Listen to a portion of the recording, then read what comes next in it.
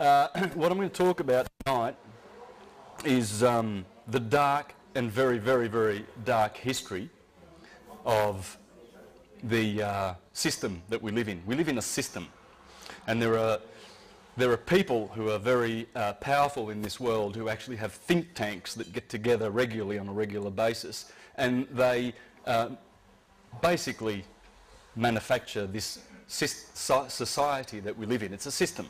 And this, what we live in, with all the stuff that you see, wars, famines, corruption, that's basically the end result of these think tanks that get together and produce this society that we live in. All right, so we look around us and we know that there's something wrong. Because your neighbour next door is a nice person, your family are nice, people you work with are nice.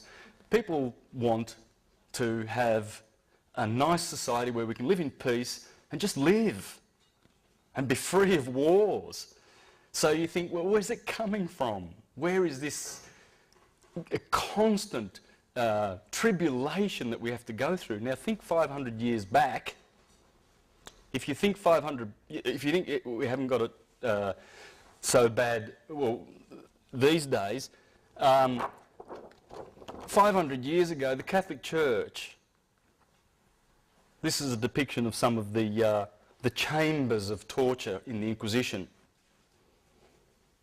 Now, you guys could easily be classed heretics and you could have been led to the Inquisition.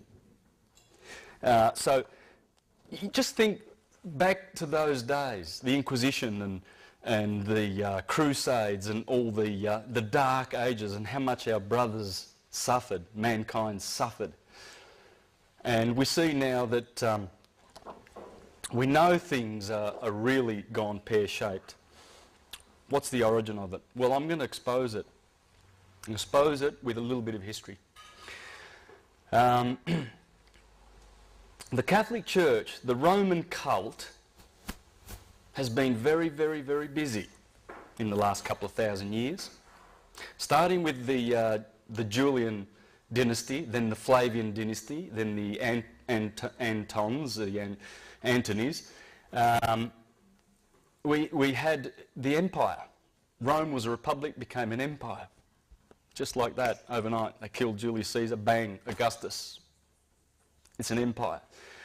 This empire is our enemy, as you will see, because it has morphed as it's gone through the ages with the backing of the Roman cult and a very, very dark priesthood, who through their sorcery and evil and their papal bulls, they seal those papal bulls, they put a spell on them, they put them in their vaults, and what is written on those papal bulls goes. Why? Well, because they're sorcerers. And because when you make a claim of right, which in law means, hey, these are mine, I'm claiming them. Well, I've got the highest claim of right because they're in my hands. I brought them here. The evidence is there. So they're mine. What the Catholic Church did in 1302, very, very, very, very, very powerful date in history. Pope Boniface VIII,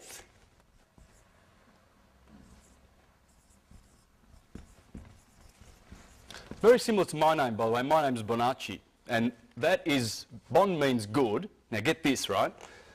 Face means to do in Latin. Do-gooder. This guy was a contemporary of Dante Alighieri. Dante Alighieri, who wrote Paradise, someone help me, the Divine Comedy. He condemned this guy to the bottommost parts of hell for how wicked Pope Boniface is, and you're going to see.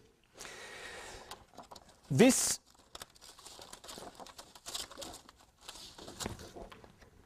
there's his tombstone. You see the crown? It's a double crown. put that on because King Philip in France had a crown. And Prince Philip was a nasty, nasty guy. He's the one who in 1307, get these dates, they destroyed the Knights Templar. They had to, because they were rivals. And they were doing things the right way, the original Knights Templar. That's when Philip and Clement, the Pope, after Boniface, they had Jacques de Molay in prison for 7 years. They smashed every bone in his body. They blinded him with hot irons, roasted his testicles in oil. They did everything to that man with their little devices. This is the sort of devices that the Roman cult has used for a long, long time, and they're still using them in a spiritual sense in the courts. And I'm going to show you this. The courts are run by these people. Everything that happens in court is ecclesiastical. Everything. I know a few of you know this, so it's not a surprise, but some of you may not. But what I'm teaching tonight, I only got an inkling of three years ago. But the stuff from these websites, you might want to put these down. These are all linked to my website, universaltruthschool.com. So if you've got a pen, you might want to write this down. I'm leaving this up for a bit. But most of the information that I'm telling you, you can source here. And it's Frank O'Collins in Sydney runs these. And he's going to, he's basically the information comes from here, so you can source that here. Now back to Boniface, our little friend. So he put that second crown on his head to do one up on Prince Philip. So they got together, the Vatican and Prince Philip, and they destroyed the Knights Templar. But here, what happened in this year was this guy, Pope Boniface VIII, in 1302 created the first express trust in history. What's a trust? Well, the Crusaders were going off to Jerusalem, leaving their homes, their palaces and their riches behind. So they developed an idea. They would say to their most trusted friend, I want to hand over my estate to you in trust, and I'm off to Jerusalem, I'm fighting for Christ. That's what the Crusades are all about, isn't it? That's another story. Anyway, so when I come back, you're my best friend, you're the best person to give my property to in trust, so he becomes the trustee, the owner of the property. What would happen was some of these knights would come back, and the guy their best friend that they left these treasures with got used to the treasures and decided that they would keep them. And guess what? The courts would not support the knights because the trustee had the right to keep the property. That's how the trust started. It worked. They worked for most people, but for some of them, they didn't get their property back. What happened was this guy and the Catholic Church, always desiring to control with their inquisitions, decided that they would create the first express trust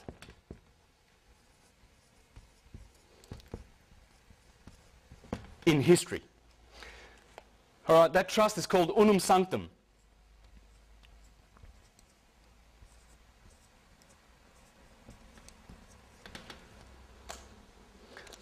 What does the papal bull say that they created to stick in their vault and put their spell on that has cursed us so much, this Unum Sanctum? It says that all the world and all the souls in it are ours. Remember the right of claim? This is mine. Well, a claim of right. They made a claim of right. They rocked up, sitting on top of the world, look around, seeing all these people sleeping, got all these gold in their vaults and all this power, and they said, we own the world. And so they do, because no one has challenged that. No one has challenged unum sanctum, this papal bull. It's in the vaults. And it's a curse on mankind, and I'll show you how. This was the first express trust in history. So they have claimed the whole world and all the souls therein. And you will see, by virtue of your birth certificate, that that is the title of your soul that they own in their registries. They have registered you. And that is the title to your soul.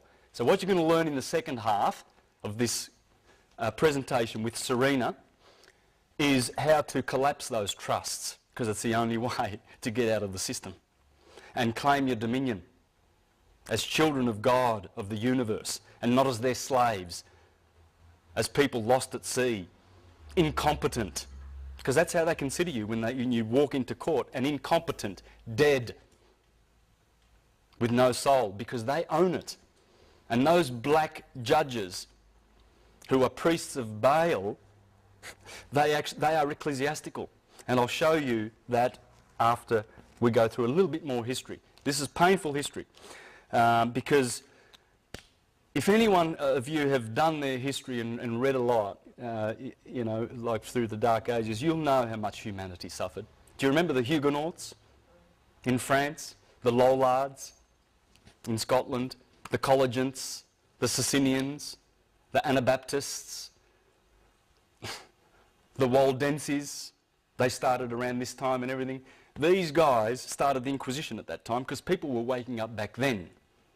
But they killed that. Then 300 years later, 200 years later, the Renaissance, that came back through the Hermetic wisdom that they were drawing from Egypt via Hermes, the Hermetica, which created all the geniuses that have ever existed, because every genius has read the Hermetica, because that's where the Bible draws all of its inspiration from. Michelangelo, they were weaned on the Hermetica. What happened? Well, we're going to go through a bit of history to show how they came down on that awakening too. That Renaissance was squashed. This one ain't going to get squashed. This one, people are waking up. We shouldn't be angry about the evil that they represent. It's the fact that they are insane. They're insane. The elite families who control the Vatican and who are behind this corporation, and it's the corporation of the Apostle Peter, because Constantine, we can go earlier than this, we can go to 325, Constantine the Great. Supposedly, hundreds of years later, they found Constantine's donation. And that donation was written to his Pope Sylvester, to his... Constantine was, of course, the emperor. The Pope was Sylvester. And apparently Constantine says to Sylvester in this document, St. Peter is the apostle of Jesus, that Jesus gave the kingdom of this earth to, therefore we're going to claim taxes based on that, on the donation of Constantine. We're paying taxes because of that fictional document, guys. All taxes to Rome. And the elite families, the insane Khazarian and Venetian black nobility families, just like the Saxe-Coburg-Gothas, that the Windsor family, false name. These are the black nobility family. Bankers, bullion brokers. There's a book called Babylon's Bankers. There's a chapter in there called Monotheism, Military, Money, and monotheism, military, money, monarchies. He has exposed that this gathering, this cabal, they can't work separate from each other.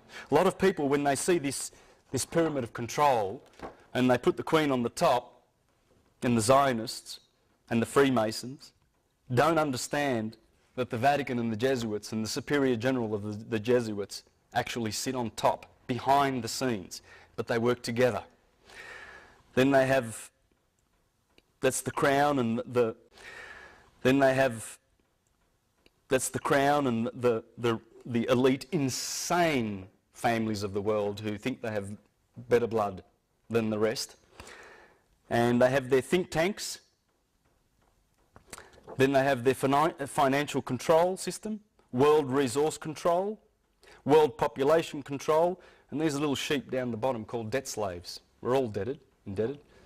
And we all bleed financially because they're taxing your wage. You go to work and you get taxed. Half of it goes to the government. We'll get into that a bit later. Okay, in 1455 we have a testamentary trust created. The first testamentary trust in history. That was Nicholas V, Pope Nicholas V, 1455. This was, bear in mind at the time, it's only like 20 or 30 years before Christopher Columbus sailed off to discover the Americas, right? This trust, this testamentary trust, which conveyed all of this property that the Vatican claimed, the whole world, they conveyed it into this trust. It's the trust that claims all your real estate. You know those titles you have? You don't own it. You own nothing. You do not own a thing. Well, you can't anyway. They're molecules. They belong to the universe, for a start. But the Vatican knows this. They know you can't own things. You can have right of use. That's all that that title means. You will never own it. Never in this system. In this system, I mean, which is about to end. This one is called Romanus Pontifex.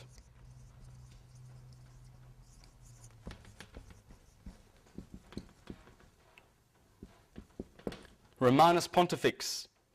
This one is crown. This is where the crown originated. Remember that double crown? That's going to morph into a triple crown because there are three trusts. This is the first one. There's two more to come. See that triple crown? That's called the tiara, the papal tiara, or the triregnum, the three kingdoms. What are those three kingdoms? Well, this is one of them. This is their fictional kingdom that they created. Remember Shrek and the king and his fictional characters? Same deal. Exactly the same deal.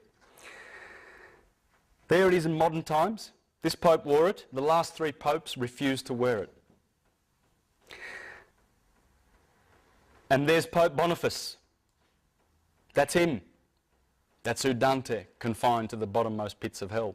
And he and his successor pope did what they did to the Knights Templar.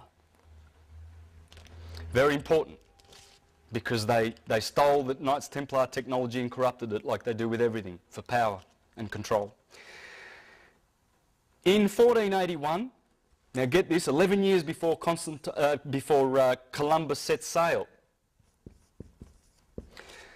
another trust. Now these three trusts, by the way, in the incipit of the trust, which is the introductory words of the trust, the testament, or the bull rather, it's the bull, the papal bull. The incipit says, for a perpetual remembrance. That's trust. Right? Now, this one's called attorney.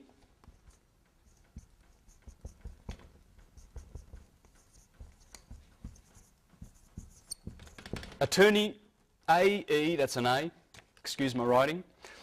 Attorney Regis, the Eternal Crown. This is Pope Sixtus, the fourth. Pope Sixtus the Fourth. And this is the second testamentary deed, trust, deed and will, the second crown of the people, which makes people slaves. This is the Commonwealth. The crown, the Commonwealth was born here. You think these are all English things, don't you? No. The Queen serves the Pope. The Vatican is the most powerful entity on this planet, accepting this. These people, the Knights Templar, or the Temple Bar rather, I forget the year, were granted this. This is in the City of London, the square mile. This land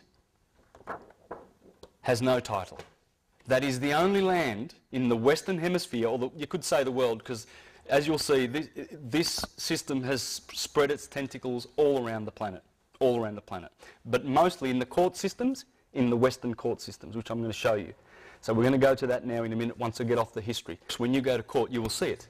You'll see it, who they are, those judges and magistrates, who exactly they serve.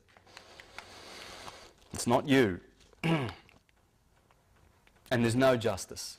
There is no justice. That's why you wonder when you hear these outrageous things that happen in court. People, innocent people who were speeding or something, who had some marijuana and they're in prison.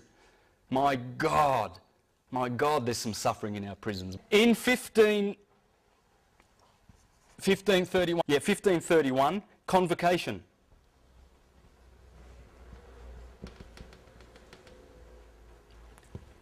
The third trust. This one takes away your real estate. When you register with your birth certificate, that number is the number of these 3 Sestui KV trusts. Learn this word.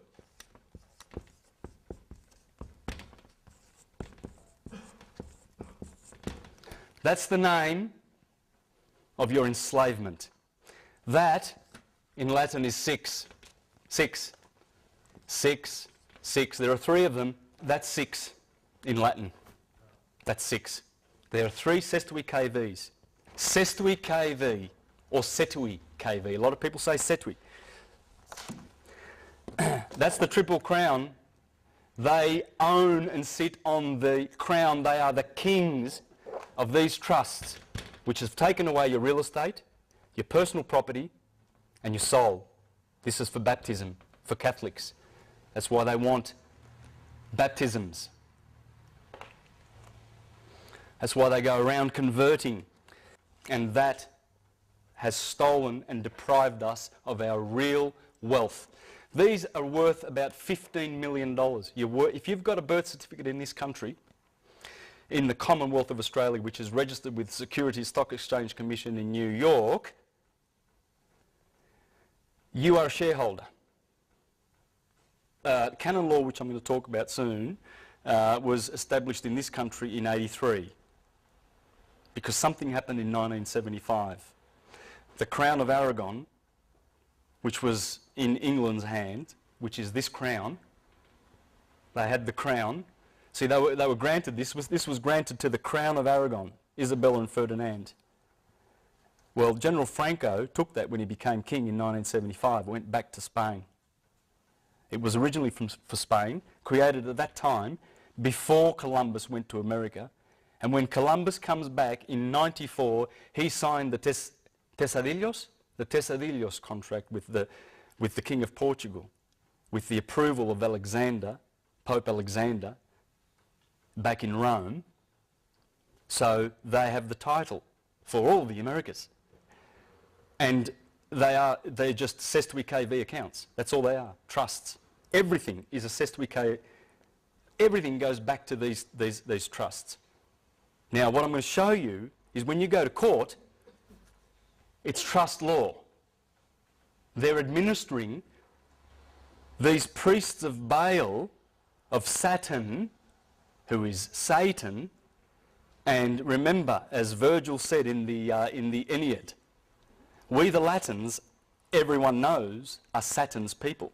Latin, L is replaced, you just take the S away from Saturn and you put L there, same word. Latin is Saturn, it's the same word. L is L, that's another name for Saturn. That's why you can say Latin. But the Latin Church, that's why they speak Latin. This is all Latin, and even they know they're Latin because it's Satan's church. They dress in black. They are the Grim Reapers. They are reaping our souls. The souls belong to them. I saw this the other day on the internet. I thought I'd copy that and show you. There's who they are. The Grim Reaper is black. That's why they wear black. They are ecclesiastical. We'll go through that in a minute. I saw this on the internet. Isn't that appropriate? Remember the Austin Powers? 1 million souls. Yeah. No souls are enough. They love devastating souls, sodomizing souls. How much pedophilia is in this church? How much? It's coming down. It's coming down. The Jesuits, did you hear about this? I'm sidetracking a little bit, but in one of the largest settlements in the Catholic Church's sweeping sex abuse scandal, an order of priests has agreed to pay $166 million to hundreds of Native Americans and Alaska natives who were abused at the order's schools around the US Pacific Northwest. The settlement between more than 450 victims. Imagine if you were one of them. We don't think about it, but yeah, and how many of those people committed suicide? Those ones that are left to fight, if they've got any fight left in them after they've been sodomised and abused by these criminals. And the Oregon province of the Society of Jesuits, anyway, they apologised. The settlement is believed to be the Catholic Church's third largest in the sex abuse cases, behind the Los Angeles Diocese, which agreed to pay $660 million to 508 victims, and the San Diego Diocese, which agreed to pay $198 million to 144 victims. It's just a drop in the ocean for them for all the wealth that they have, but nonetheless it will bring them down because it's coming in crashing, thundering. Why do they do that? Because they're abusers. But are they taught at preschool to do that? Are they brainwashed to do that? It is part brainwashing, yes. They've been indoctrinated. They've been indoctrinated and they've been mind controlled. It's all mind control. All of this. It's all mind control. It's all filthy mind control. In that city of London, which I'm going to show you, this is what Franco Collins is talking about. There's Jerusalem, the Holy of Holies, the Middle Temple and the Outer Temple. That's what they've done in the city of London. That's the city of London. There are 3 cities in the world that do not... well, let me put it this way. There's 3 cities in the world that run the show. DC, Washington, it's just a square mile, a couple of square miles. City of London, where the Temple Bar is. The Temple Bar is in there. That is the only piece of land in the world that is over and above the Vatican. Remember that? I showed you that? That's in the City of London. It has to be, because this is the inner temple. It's the same as, this is the New Jerusalem. That's why they sing the song about New Jerusalem, the most popular song in the British Commonwealth, isn't it? Because they created the New Jerusalem. They were given the New Jerusalem. There it is, in the City of London. The Middle Temple, the Inner Temple, and that's the Outer Temple, based on that system that the Templars brought back from Jerusalem. It's a system of slavery, because the ones who are in the Outer Temple, they are the Gentiles, or the Goyim, or the scum of the earth. They're the ones that get taught exoteric religion. For instance, that Jesus Christ is pure history. When they were teaching Jesus Christ 2,000 years, 3,000, 4,000, who knows how many thousand years, in India as Krishna, his name was Yes Krishna, and in Egypt as Horus, and he wasn't historical. They made it up. The Romans did that, the Julian family did that, and the historical. They made it up. The Romans did that, the Julian family did that, and the Piso family. This is a guy, Roman Piso, elite. This is one of the elites of the world. This is one of the richest of these families. They invented the whole historical thing and put it into the Bible so that it would appear to be history, so that they could keep people in the outer temple and then enslave them. This is the New Jerusalem, guys, that has enslaved us. And that's why the judges refuse to have any kind of conscience and any kind of love and any kind of justice in their courts. They know they've got no right to send little boys into the prison. Why do they send them to prison? Because they're getting commissions. They get $160,000 because they create what's called a constructive trust. When you go to court, they make a constructive trust. And you're going in as the beneficiary of the trust, of the Sestui KV trust, that has stolen all of your wealth, all of it. You have nothing until we collapse the trust, and that's what Serena's going to be doing in the second half. She's going to teach how to collapse these trusts. This is the 666, the mark of the beast, the mark of the fool. Because if you're foolish enough as a parent to say, oh, there's my little boy, he's born, and the government says you've got to register him, and, oh, well, we'll inform, the hospitals get $2,000 fee, spot fee, for registering you. That's why the nurses there are you going to register him? Yes, register. What does register mean? Well, I know what that means. That means king.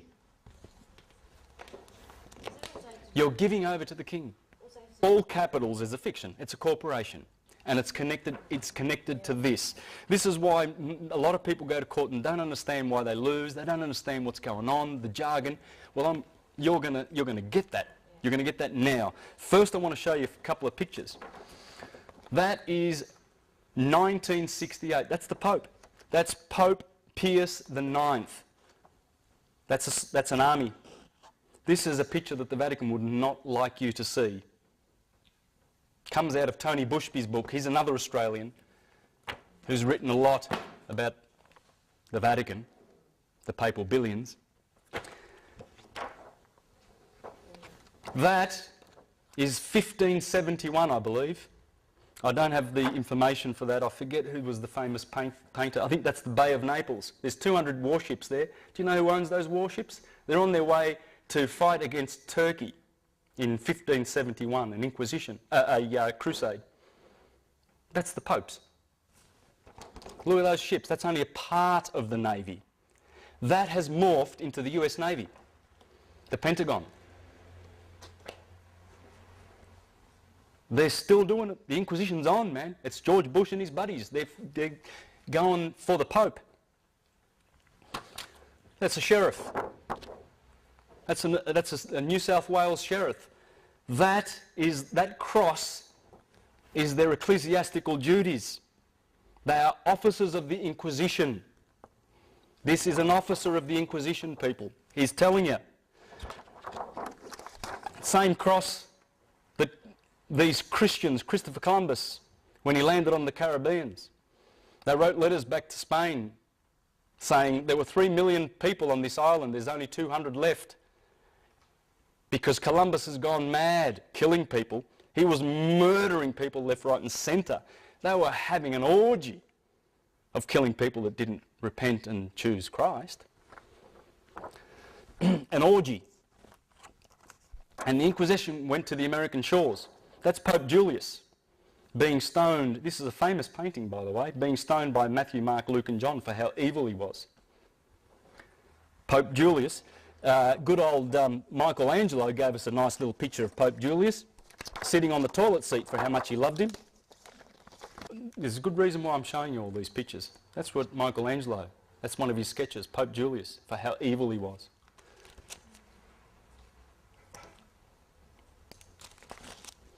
That is a flyer that was going around in 1501 for the same Pope, saying that he was from the devil and from Satan.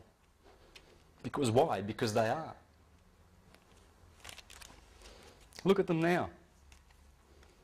See those SS officers and the Vatican? Look at them blessing the killers, training them in mind control. Go, the Sestui KV accounts need to be charged up, we need money. Look at how eager this Orthodox bastard is. He's so eager to bless them. Go. He'll stay at home, eating his bread and cheese and champagne and caviar. Yeah, no worries. Look at that. That's a famous picture. There you go. Pope Pacelli.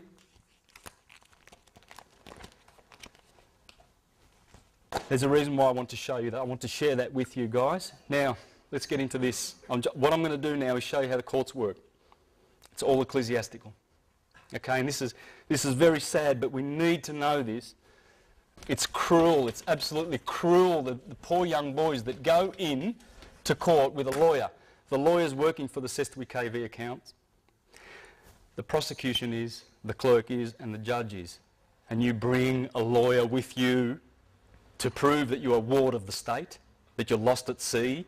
So you need a Sestui KV account, someone to manage all your wealth. They've stolen it. A court room. So let's make a little courtroom here. We've got the judge here, we've got the clerk over here, and you and the prosecution, okay? Every trust has a trustee,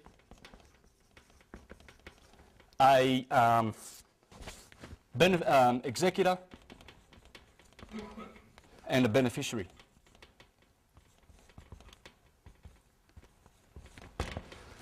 Okay? That's the owner.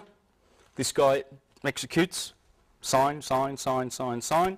And this guy's the beneficiary. That's you. You're the beneficiary of the SWKV trust. Right? Now, why they bring you into court is because they want to create a constructive trust with the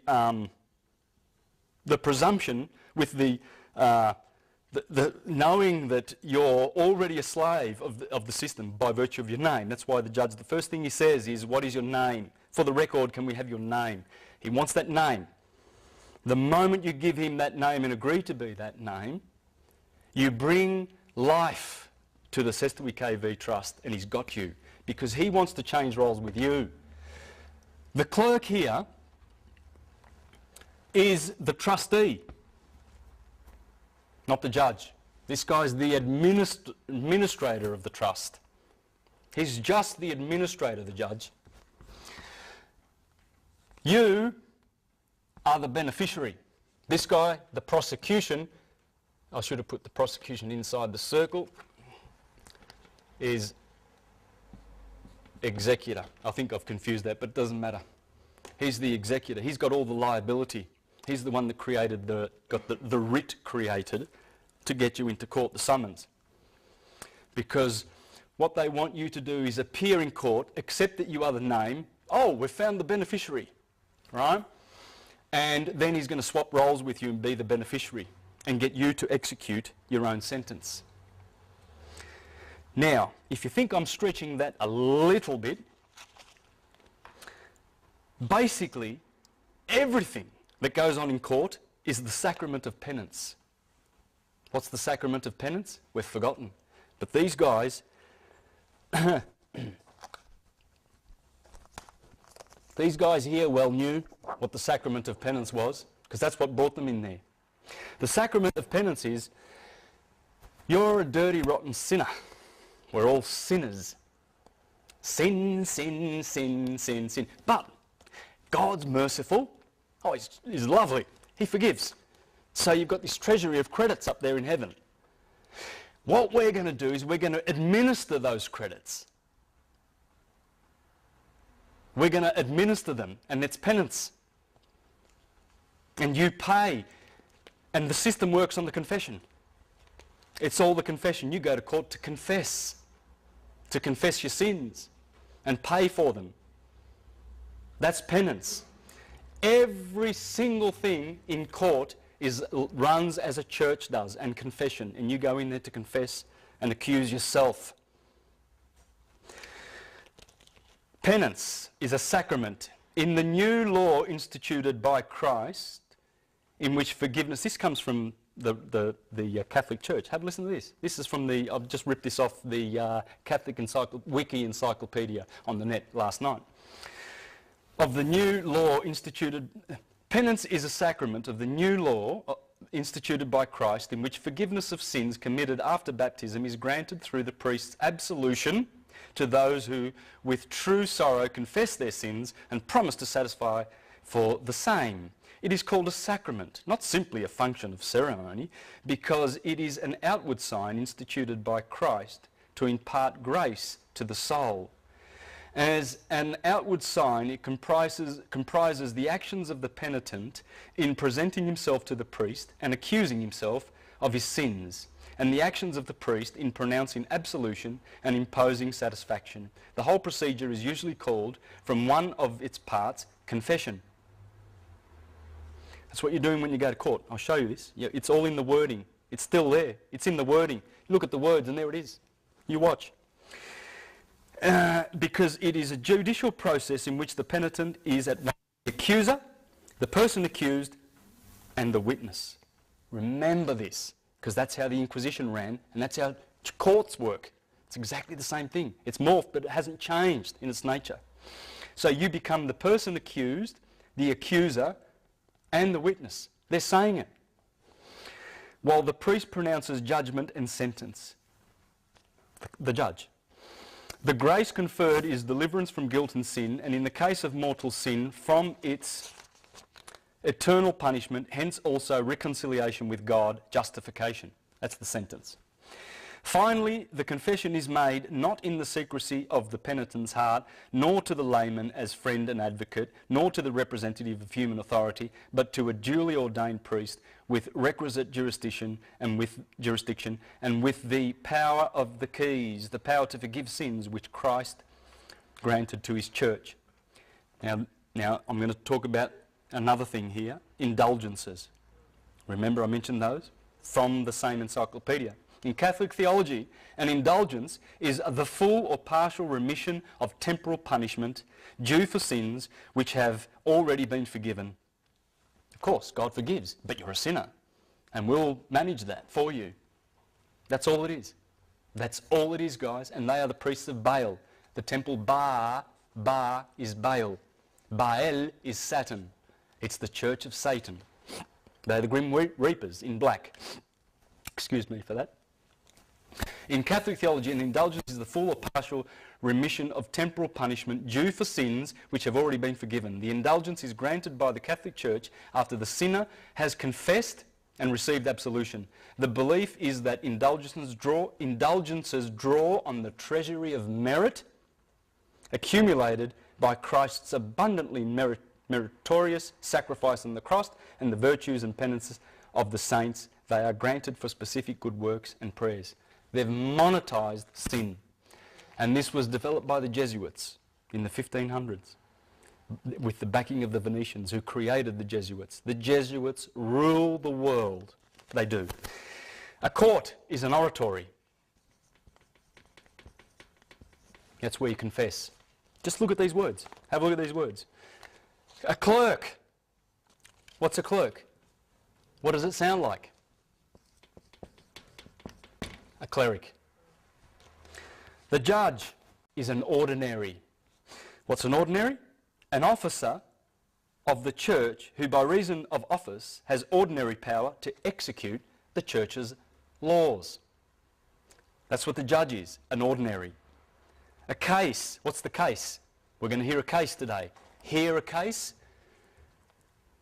Forgive me, Father, for I have sinned. Yes, tell me what you've done. That's what it is. That's why you will never bring to life that name when you go to church, when you go to Baal's church, when you go to court. Cortio, which means, oh God, I forgot the name. Cortio. Well, it's an oratory. Writ. Is it two T's? No. Got it wrong here.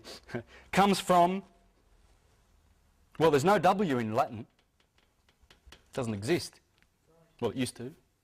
It's a rite. It's a religious rite. Comes from, well, there's no W in Latin. It doesn't exist. Well, it used to. It's a rite. It's a religious rite. Because the, let me say this correctly. Correct me if I'm wrong. The scribe and a notary. What's a scribe and a notary?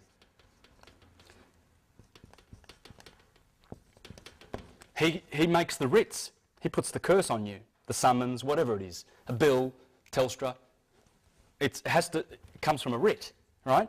And the scrivener, scribe, verne, from verne Latin, is guess what?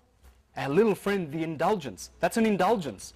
The writer of indulgences. They're telling you in your face, and we don't see it. A warrant. What's a warrant? Well, it seals the writ. It seals the writ. So it indemnifies the king and the queen from being sued if they lose. That's what a warrant is. Warrant comes from seal of the writ and is a form of indulgence. Hearing. Well, I've already gone through that. It's a confession. That's what a hearing is. Isn't this sick? Don't you think? It makes you sick. It makes you sick. And that's what's going on. And it's run by insane people. Oh, what's sentence? It's penitence. Penance. Absolution. Prison or a fine. Prosecutor. Prosecutus. 3 words. Prosecutus. The skin. Self. Present. It's representing one's own flesh, or a person who is claiming to be you, making a self-accusation. So those warrants that come to your house or whatever, they are prosecuting you, right? So they're claiming to be you. They're just using that name on the trust. Attorney, turn over. Attorney tells you, I turn you over. That's what it means. You bring an attorney with you. Thanks, mate. Yeah, you help me. Come on, man. Let's go and see the judge. And tell him what to say. You tell him, and guess what? You find yourself in prison and you look at your attorney and he goes, well, I tried, you know. I said, they work for the same guy. They're all getting commissions. That's why the prosecution is always required to bring their checkbook to court. Because if they can't get you to swap roles with him, you become the trustee, he becomes the beneficiary, and get you to prosecute your own sentence. If they can't do that, they bear the liability. They're going surety for it. They're prosecuting. So they're bringing the liability. They're charging your trust account. So in a beautiful, on the websites that I showed you, on this one here, Spiritual Economics Now, you can go there to a page. It's beautiful. Please read this. This is the best 5 pages I think you'll ever read by Franco Collins. Right? All those websites are linked to my website, the top one, Universal Truth School, or you can go straight to them. But if you go here, you'll find the links. You can get to all of those. And in here is the information that Serena's going to share with you next about how to collapse these trusts and how to create ecclesiastical deed polls and to create a new birth certificate. That's called a live born record. Right? And I have a new trust number, and I have a universal, not a Roman date for my birthday. Anyway, Serena will be making that a little bit clearer. What do you say in court? Court. Who's who and what to say. This is what Franco Collins suggests, and I'm going to finish up with that and tidy up. Serena will do her bit after we have a break, and then we can do some question and answers after that. All right? And believe me, Serena's got some beautiful things to share with you because she is really, really leading in Victoria and spearheading this technology. So. But the most important thing, guys, is to get on here. There are audio files. You can listen to, there's about 16 audio files on talkshoe.com, is it? Or .org? It's .com. You'll find it, there's a link to it here in these. There are links to it. But you can download Franco Collins' audio files and learn all this.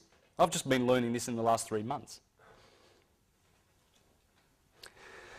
This is what to say. We all know from our indoctrination, programming and schooling that judges are impartial and have sworn an oath to this effect. This means he must not favour either plaintiff or defendant, but our experience reveals that he does indeed favour the plaintiff, indicating a glaring conflict of interest.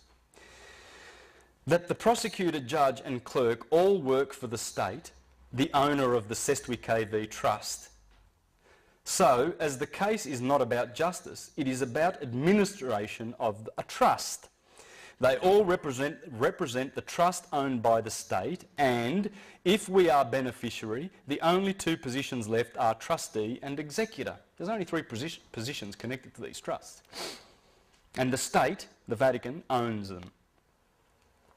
So if you detect the judge's impartiality, although I doubt the case will get this far, you might want to let him know that you know this. If you consider court as entertainment, and if you can stand the evil emanating from its offices, the fear, the angst oozing from the walls, and the treacherous atmosphere, then go, knowing that under trust law we cannot be trustee or executor of a trust, while being beneficiary, as that would be a conflict. The position of beneficiary may lack clout, but the other positions hold liability. Remember? He brings the writ, he brings the case to court, the hearing, come and confess, you've been accused, talk to the judge, tell him what you talk to the priest of bail, he's dressed in black there all for you, monetising sin, pay, because what they do is they dip in to our Cestui KV accounts because they've got our numbers. There's 3 numbers: birth certificate number, tax file number, and social security number. They are the 3 major numbers. There are other numbers. They're the numbers that follow you around all your life for 75 years. That's why they demand that you retire before 75, because these birth certificates, they only run 75 years. Because it's all about banking. This is also about banking, guys. Libya is one of only 4 or 5 nations on earth that still own their dollar. Thank you very much. Say no more. The Rothschilds, they want their banks, they want these Cestui KVs going, 666, the mark of the beast. They want it all around the world, and they think they're going to bring in the New World Order. This is the New World Order. Because as it morphs, remember Constantine and the Julian evil? How did Julius Caesar get to power? He ran fire departments in Rome, and if you didn't pay, you found that your neighbourhood would get burnt to the ground. That's how he got into power. It's mafia. It's all mafia. It's all, look, there you go. Beautiful couple, aren't they? That is the king of pedophiles. That is the queen of pirates. They've been running the Hudson Bay Company and the East India Company, selling drugs to the Chinese. They're pirates. They ran the pirates. She's the queen of pirates. They hire mercenaries. They hire inquisitional soldiers. These guys are dupes. These guys think they're doing their job and they're doing something good. They've got the afterlife to deal with after they've been persecuting people. That's the private guilds that run this from the Temple Bar. They are above the Vatican. Only these people, because that land was granted to them in absolute. They are the only ones in history who have that land. Therefore, they can do this. And since 1815, since the Rothschilds bankrupted the Bank of England and took over those private guilds, we've been under that family, Khazarian family. That's what they are. I'd just like to ask a question. I wonder if they've been introduced to these people yet. I wonder if they know that they live on the same planet. And the guy who shot this film, by the way, he went home, he was from New York. He shot this and committed suicide. That's the story about it. That's a famous picture. Because he went there and he saw that and he saw this bird is going to eat that little kid. Now why are these people suffering and starving? Because this system has stolen the wealth of the whole world. And we have to wake up. A few more things about what to say in court. This will be a surprise if you have to go to court.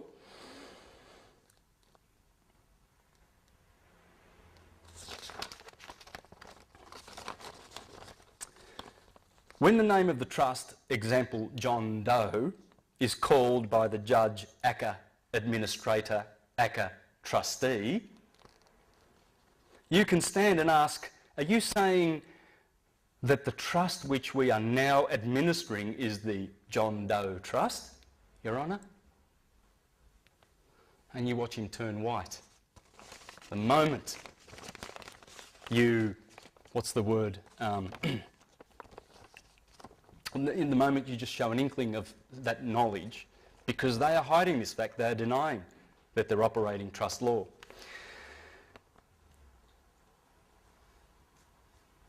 We can stand up, okay, this establishes that we know that the name is a trust, not a live man. What's the judge's first question? What is your name? State your name for the record. We must be very careful not to identify with the name of the trust, because doing so makes us the trustee. What does this tell you about the judge? If we know that the judge is the trustee, then we know that the judge is the name, but only for this particular constructive trust, which is the case. Prosecution, it's a hearing, it's in the Inquisition. Now, think about all the times that the judge have become so frustrated by our refusal to admit to being the name that they issue a warrant, and then as soon as the man leaves, he is arrested. How idiotic is that?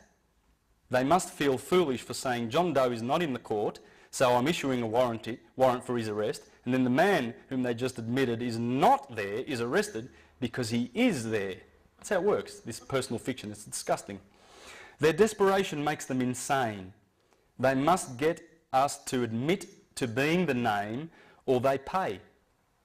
Remember, he's got to bring his checkbook along, man, because he has to pay if he fails to shift the liability over to us, and we prosecute and we sign. We execute our own sentence.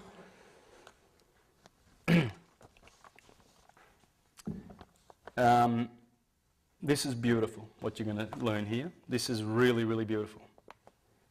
They're desperate. They must get us to admit to being the name or they pay, and we must not accept their coercion or we pay. Because the judge is the trustee, a precarious position, the best thing to say in that case is John Doe is indeed in the court, Your Honour. Point to the judge, it is you as trustee. You are John Doe today, aren't you? Why not? Why not? We have dominion. We are men and women.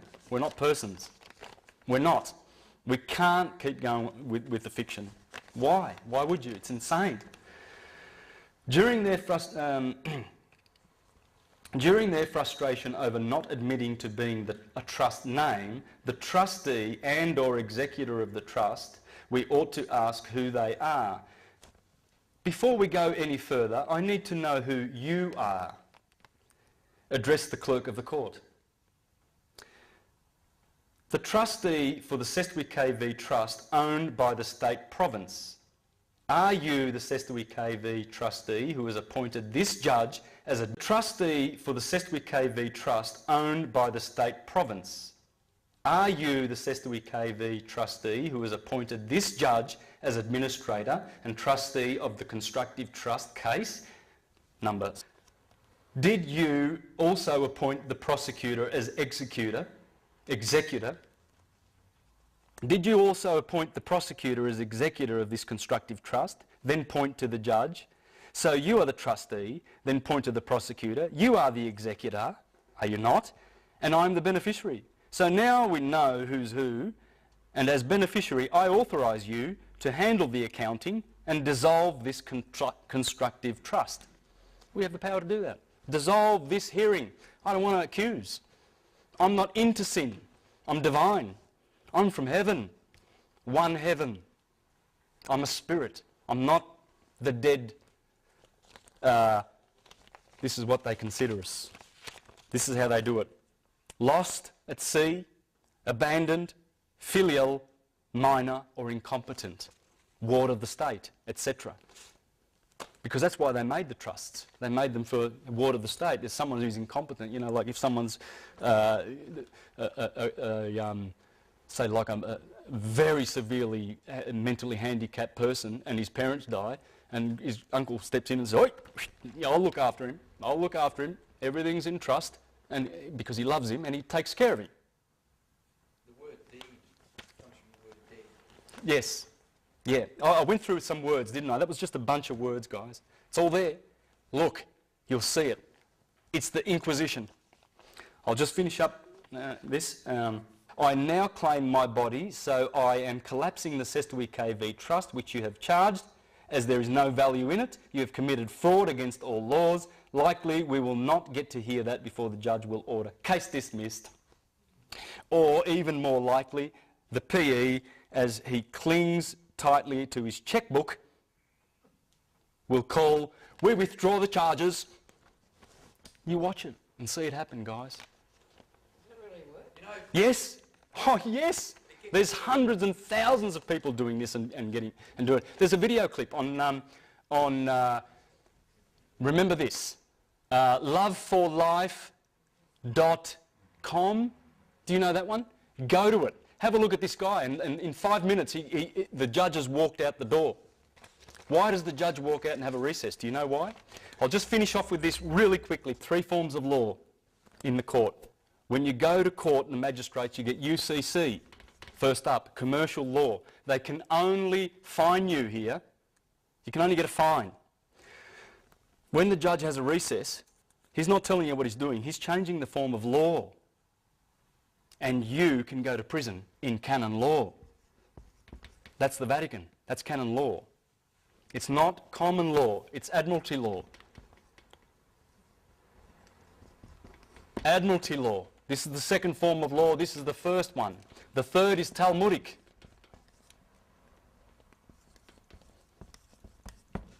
From the Bible. This gives them the priest to send, this gives them the authority as the priests of Baal to send you to your sentence of death. Here they can send you to jail. That's why he runs out of court. You'll see the judge in that video clip on the website, loveforlife.com or .org, whatever, you'll find it. And go down and have a look at the guy, and you'll see how the judge goes, because he got frustrated with this guy. The guy just refused to give him his name. He said, "Are you John Doe?" And he goes, "I'm John." I'll repeat, "Are you John Doe?" He says, "I'm John." "Do you have a family name?" He says, "Oh, I have a family name, but that's not important for today. John will do. I'm here to offer remedy." And the judge got so angry. He said, "Sit down!" He's basically yelling. He's telling his dupes, his bailiffs and all these sheriffs and everything to get him and throw him out of the court. And he says, "Don't do that. You'll be dishonouring a court official," because he'd already given his documents to the bailiff. And once those documents are on that bench, that's it. They can dishonour that. And it's very, very dangerous. Anyway, the judge got frustrated and he goes, "We're going to have a recess." And the guy says, "How long? I haven't got all day. How long are you going to be?" And anyway, the judge opens the door and walks out. Just as he walked out, he realised, he says, "The judge has jumped ship," because that's what this is, a ship. Remember, it's admiralty. It's the law of the high seas. He's in his ship. He's in his boat. So he immediately announced, he said, "For the record, the judge has jumped ship. He's abandoned ship. I, as a sovereign in this court, take authority. Case closed. With prejudice. Have a nice day." And just walked out. Okay? This is the power you've got. If they adjourn the case, that's fine. It stays in the same court. If the judge says we're going to have a recess, that's when you step in and you say, "Your Honour, I don't consent." Because it's an offer. They're administering the trust. You don't have to go to jail. You don't have to consent. The jail is just